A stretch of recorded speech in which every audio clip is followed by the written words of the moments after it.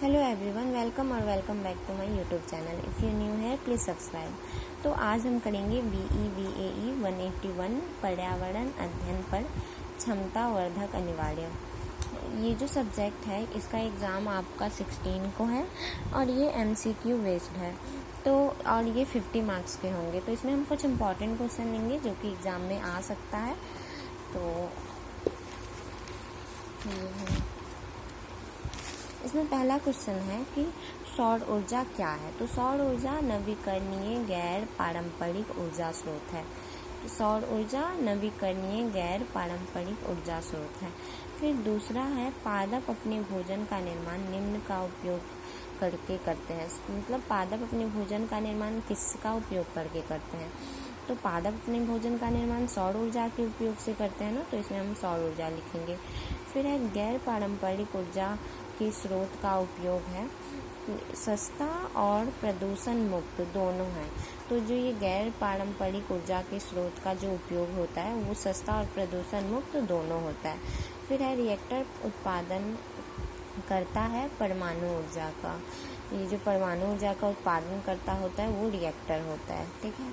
फिर next question है जीवाश्म ईंधन जैसे कोयला से जो ऊर्जा हम प्राप्त करते हैं वो कौन सा, वो वास्तव में गैर परंपरागत ऊर्जा होता है। जो जीवाश्म ईंधन से जैसे कोयला का निर्माण होता है वो हमारा गैर परंपरागत ऊर्जा है।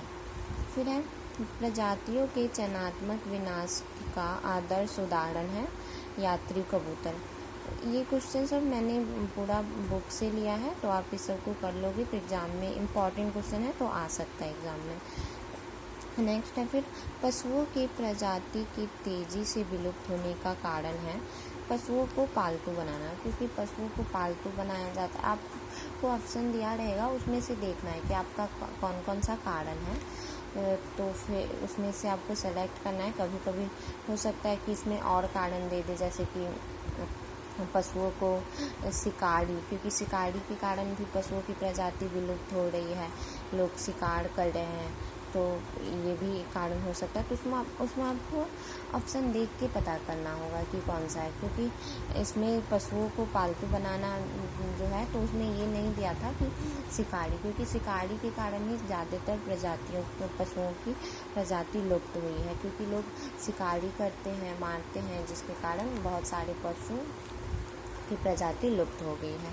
फिर नेक्स्ट है अधिवास के परिवर्त्य का कारण हो सकता है। अधिवास के परिवर्त्य का कारण कौन कौन सा होता है। तो मूल आवास का विखंडन, प्रदूषण, प्रजातियों के संयोजन में मनुष्यों द्वारा बदलाव। एलियन प्रजाति जो त्वचा में एलर्जी पैदा करती है कांगेस खरपतवार है। जो एलियन प्रजाति होती है जो त्वचा में एलर्जी को पैदा करती है, ये जो हमारा होता है वो कांगेस खरपतवार होता है। भारत में जैव मंडल भंडारों की संख्या है 18 है भारत में जैव मंडल भंडारों की संख्या। फिर निम्न में से कौन आनुवंशिक बीमा देता है। बीज बैंक, बीज बैंक जो होता है वो आनुवंशिक बीमा देता है, ओके। फिर कृत्रिम वीर्यसंचयन उपयोगी होगा। हाथी ऐसा एक जानवर है जो कृत्रिम वीर्यसंचयन उपयोगी होगा। फिर जल प्रदूषण के कारण निम्न में से कौन सी समस्या उत्पन्न हुई है। तो जल जनित बीमारियां, जल से जो बीमारी होती है वो सब, जिसे जल जनित बीमारियां कहते हैं। फिर है निम्न में से कौन आज भारत में उत्पादित कुल बिजली के उत्पादन का लगभग 22% है। तो जल विद्युत जो है वो भारत में कुल उत्पादित बिजली का लगभग 22% है। नेक्स्ट क्वेश्चन है 11वीं शताब्दी में निर्मित प्राचीन भारत की सबसे बड़ी कृत्रिम झीलों में से एक थी। 11वीं शताब्दी की बात हो रही है, तो ये हमारा है भोपाल झील। फिर इसमें से कौन सी जलीय कृतियाँ प्राचीन काल की विशेषता नहीं है। प्राचीन काल की विशेषता नहीं है जलीय कृतियाँ, तो बहुउद्देशीय नदी घाटी परियोजना। क्योंकि प्राचीन काल की विशेषता नहीं है, क्योंकि ये जो बहुउद्देशीय नदी घाटी परियोजना है ये प्राचीन काल में नहीं की गई थी, अब मतलब वह अभी की गई है। फिर है निम्न में से कौन सी बहुउद्देशीय परियोजना सतलुज व्यास नदी बेसिन में पाई जाती है? भाखड़ा नांगल परियोजना। भाखड़ा नांगल परियोजना सतलुज नदी के बेसिन में पाई जाती है। निम्न में से कौन सी नदी पर हीराकुंड बांध का निर्माण किया गया है? महानदी। महानदी पर ही हीराकुंड बांध का निर्माण किया गया है। राजस्थान में छत वर्षा जल संग्रहण को कहा जाता है टांका। जो राजस्थान में जो लोग वर्षा की जल को संग्रहित करते हैं उसको टांका नाम दिया गया है। निम्न में से कौन सा पर्यावरणीय नुकसान बहुउद्देशीय परियोजना के कारण नहीं होता है? ज्वालामुखी गतिविधियाँ के कारण नहीं होता है।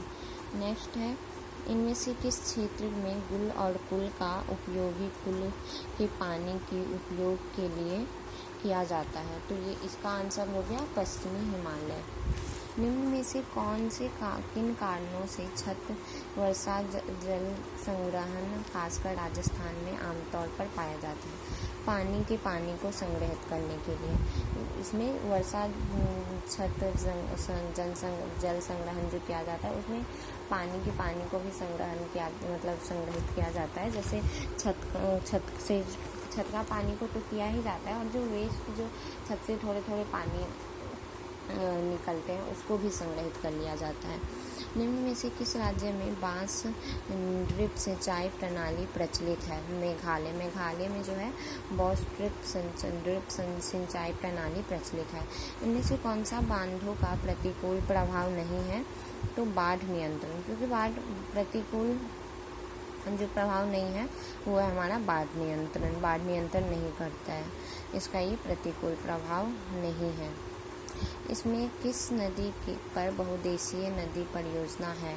सतलुज, व्यास और नर्मदा। ये जो तीन नदी है सिर्फ इन्हीं तीनों नदी पे बहुउद्देशीय नदी परियोजना लागू किया गया है। इनमें किस नदी पर बहुउद्देशीय नदी परियोजना नहीं है? तो यमुना नदी पर बहुउद्देशीय परियोजना नहीं है, क्योंकि बहुउद्देशीय नदी परियोजना सिर्फ तीन नदी पर है जो कि है सतलुज, व्यास, महानदी और नर्मदा। निम्न में से कौन ताज़ा पानी का स्रोत है? भूजल जो होता है, भूमि का जल, वो हमारा ताज़ा पानी का स्रोत है। इनमें से किसने बांधों को आधुनिक भारत का मंदिर कहा है? जवाहरलाल नेहरू। ये क्वेश्चन सब बहुत इम्पॉर्टेंट है गाइज, आप लोग इसे अच्छे से कर ही लीजिएगा। तो इसमें से किसने बांधों को आधुनिक भारत का मंदिर कहा है? तो वो है जवाहरलाल नेहरू। तो ये क्वेश्चन सब बहुत इम्पॉर्टेंट है और भी आगे मैं आपको इम्पॉर्टेंट क्वेश्चन दूंगी अभी। तो ये क्वेश्चन सब आप अच्छे से कर लेना, एग्ज़ाम में आने की संभावना है, आ भी सकता है। Okay guys, thank you for watching video and please like, subscribe and share. Thank you.